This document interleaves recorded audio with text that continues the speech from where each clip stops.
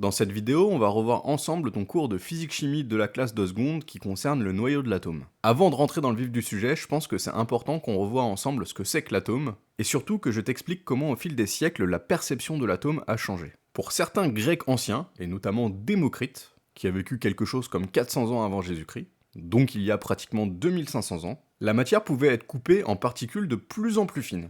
Imagine par exemple un morceau d'or qu'on vient découper en deux parties égales. Tu prends les deux parties égales, tu les recoupes en deux parties égales, et ainsi de suite. Pour lui, il existait un moment à partir duquel on ne pourrait plus couper les particules obtenues. On obtiendrait des morceaux indivisibles. Et en grec, indivisible, ça se dit atomos. Historiquement, c'est ça un atome.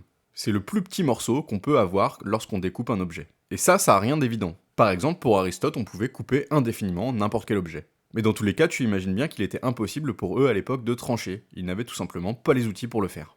On fait maintenant un bond dans le temps et on se retrouve au début des années 1900. À cette époque, ça fait quelques années qu'on vient de découvrir l'électron. Et ça pose un petit problème par rapport à la définition de l'atome qu'on vient de donner. En effet, l'électron, c'est une particule chargée négativement. Et sa découverte tente à montrer qu'il est dans l'atome. Mais un atome, ça n'a pas de charge. Du coup, si l'électron a une charge négative, c'est bien qu'il y a quelque chose qui a une charge positive pour compenser cette charge négative. Thomson propose alors son modèle atomique dit de Thomson, dans lequel l'atome est constitué d'électrons chargés négativement, qui baignent dans une espèce de soupe chargée positivement. Un peu comme si tu avais un gâteau, ça c'est la charge positive, dans lequel tu viens poser des prunes, ça c'est les charges négatives. C'est pour ça qu'on dit également que c'est un modèle de plum pudding, car plum c'est prune en anglais. À partir de là, ça va s'accélérer. Là où il a fallu pratiquement 2500 ans pour passer du modèle de l'atome tel que les Grecs anciens l'imaginaient au modèle atomique de Thomson, il va falloir à peine quelques années pour affiner encore le modèle et passer au modèle atomique de Rutherford. En effet, lors d'une expérience assez célèbre, celui-ci a pris une feuille d'or très fine et il l'a bombardée avec des particules alpha. Alors des particules alpha, ce sont des petites particules chargées positivement. En fait, ce sont des noyaux d'hélium. Et en faisant ça, ce qu'il s'est aperçu, c'est que la plupart des particules alpha traversaient la feuille d'or, mais que quelques-unes étaient déviées et il y en a même qui lui revenaient dessus. Pour bien que tu comprennes à quel point c'est fou, c'est comme si tu avais un canon, tu balances des boulets sur un mur, la plupart traversent le mur sans le casser, mais il y en a quelques-uns qui te reviennent dessus. En réalité, ça se passe à une échelle plus petite, mais c'est exactement ce qu'il constate. Il en arrive donc à la conclusion que les atomes sont en fait un noyau chargé positivement, entouré d'électrons chargés négativement. Grâce à cette nouvelle modélisation, on explique pourquoi certaines particules alpha reviennent en arrière. Ce sont tout simplement les particules alpha chargées positivement qui sont entrées en contact avec le noyau chargé positivement. Deux charges plus se repoussent, c'est donc pour ça qu'on peut avoir des particules alpha qui reviennent vers nous. Et pour expliquer pourquoi la plupart des particules alpha traversent l'atome sans être déviées, on en arrive tout simplement à la conclusion que l'atome est principalement constitué de vide. Le noyau est tout petit par rapport à la taille du reste de l'atome. Et enfin, on arrive au dernier modèle, celui que tu vas devoir connaître dans ton programme, et qui est dit le modèle simplifié de l'atome. Dans ce modèle, on introduit une nouvelle particule, le neutron. Et on est enfin arrivé au modèle de l'atome que tu dois connaître si jamais tu es au lycée. Dans celui-ci, on a un noyau qui est constitué de protons chargés positivement, de neutrons qui n'ont pas de charge électrique. L'ensemble de cette famille est appelé des nucléons, et autour, on a des électrons chargés négativement. Dans un atome, on a autant de protons que d'électrons, de telle sorte que la charge globale de l'atome est nulle. Au fil du temps, on a découvert de nouveaux types de noyaux, mais finalement pas tant que ça. Au total, il en existe à peine plus d'une centaine, même si on compte tous ceux que l'homme a pu créer artificiellement. Et tous ces éléments peuvent être rangés dans ce qu'on appelle le tableau périodique des éléments. Alors bien sûr, dans ce tableau, ils ne sont pas rangés n'importe comment. On va par exemple avoir des propriétés communes en fonction des colonnes dans lesquelles on trouve les éléments. Mais bon, ça fera l'objet d'une prochaine vidéo. Dans ce tableau, c'est le nombre de protons qui va déterminer la nature de l'atome. Par exemple, un noyau d'hydrogène aura toujours un proton, et un noyau de carbone aura toujours 6 protons. Mais ça ne veut pas dire que tous les atomes de carbone seront identiques, ou que tous les atomes d'hydrogène seront identiques. Il existe plusieurs versions d'un même atome en fonction du nombre de neutrons qu'il contient. Ça, c'est ce qu'on va appeler des isotopes, et si tu veux en savoir plus, je te renvoie vers cette vidéo. Ainsi, si tu as un atome d'hydrogène, tu peux avoir un proton, mais un nombre différent de neutrons. C'est pour ça qu'on a besoin de différencier ces isotopes, et on va le faire en plaçant un deuxième chiffre en haut à gauche du symbole. Ainsi, en bas, on aura le chiffre qui correspond au nombre de protons, donc ici, 1 signifie qu'on aura forcément de l'hydrogène, et en haut à gauche, on va venir placer un nouveau chiffre qui nous indique le nombre de nucléons inclus dans le noyau, donc c'est-à-dire le nombre de neutrons plus protons. Si on a un proton et 0 neutron, on a un nucléon au total, on aura donc de l'hydrogène 1. Si on a un proton et un neutron, on a 2 nucléons au total, on aura donc de l'hydrogène 2, qu'on appelle également du deutérium. Si on a un proton et 2 neutrons, on aura 3 nucléons au total, on aura de l'hydrogène 3, qu'on appelle également parfois du tritium.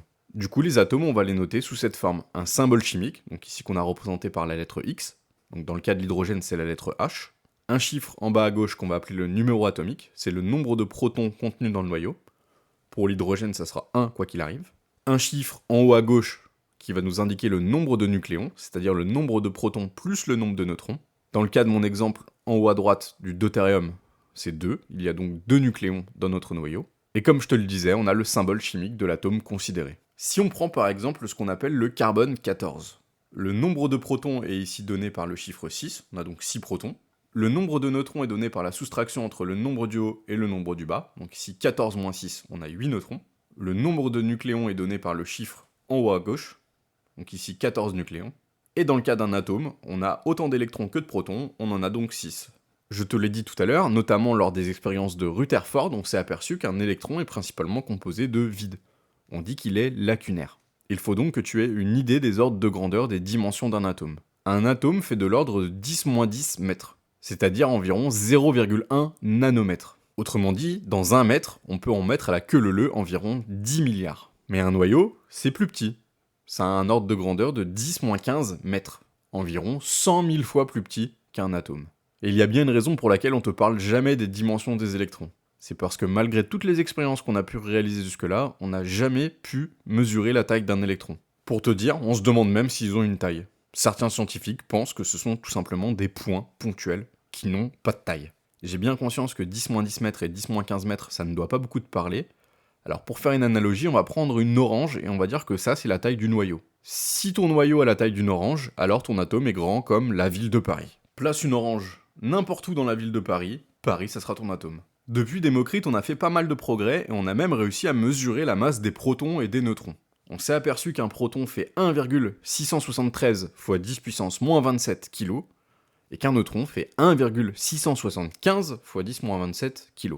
Ce sont donc des masses très petites, mais surtout très proches. Pour ces raisons, dans ton programme, lorsqu'on te demandera de calculer la masse d'un atome, on utilisera très souvent la masse d'un nucléon, qui est égale à 1,67 fois 10 moins 27 kg.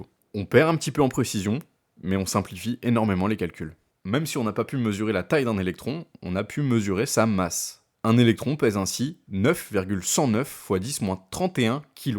C'est plus de 1000 fois plus faible que la masse d'un nucléon. Pour ces raisons, la plupart du temps, lorsqu'on te demandera de calculer la masse d'un atome, on partira du principe que les électrons n'ont pas de masse. Et tout ça, ça nous amène à la formule simplifiée, la masse d'un atome, c'est environ égal au nombre de nucléons fois la masse d'un nucléon. Et cette formule est à connaître par cœur dès la classe de seconde, si jamais tu es au lycée. Mais c'est pas fini, on a aussi des charges électriques. Les électrons et les protons ont la même charge en valeur absolue, 1,602 fois 10 puissance moins 19 coulombs. Pour les protons, cette charge elle est positive, et pour les électrons, cette charge elle est négative. Comme cette valeur on l'utilise très souvent en physique-chimie, on la note parfois petit e. Et si jamais on parle de la charge d'un électron chargé négativement, on appellera ça moins petit e. On en arrive donc à la formule, la charge du noyau c'est égal au nombre de protons, grand Z, fois la charge E. Si on reprend notre exemple du carbone 14, dont on a donné la composition précédemment, et qu'on cherche à mesurer sa masse, on utilise la formule qu'on vient de donner. La masse de l'atome du carbone 14, c'est égal à A, c'est-à-dire le nombre de nucléons fois la masse d'un nucléon. Ici on a 14 nucléons, c'est le nombre donné en haut à gauche, et la masse d'un nucléon, on te la donnera dans l'énoncé quoi qu'il arrive. Un atome de carbone 14 a donc une masse de 2,34 fois 10 puissance moins 26 kg.